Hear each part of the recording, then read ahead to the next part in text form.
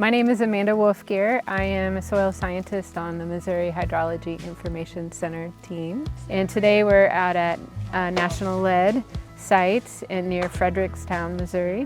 And we are installing soil sensors.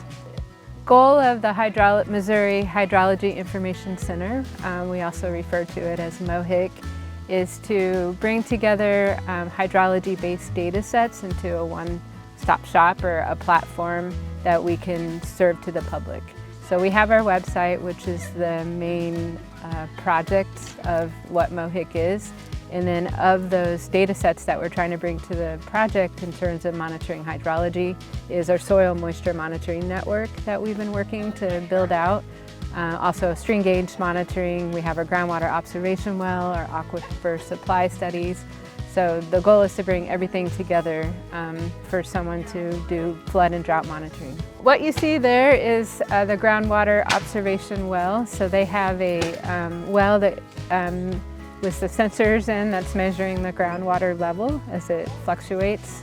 And then also we have our soil moisture sensors installed. The soil moisture sensors, we have 5 depths. So we have them installed at 2 inches, 4 inches, 8, 20, and then today we're going to attempt to also install at the 40-inch depth.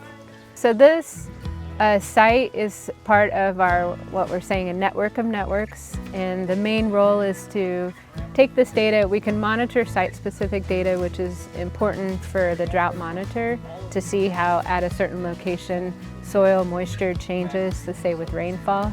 Across the state, the goal is to take all of these point stations, point data, and then bring them together into a model that the University of Missouri is working on to create a statewide soil moisture maps. So it's going to be gridded maps.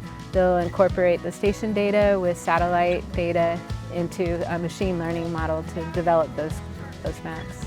And the thing I love most about this project is the soil across Missouri are really diverse.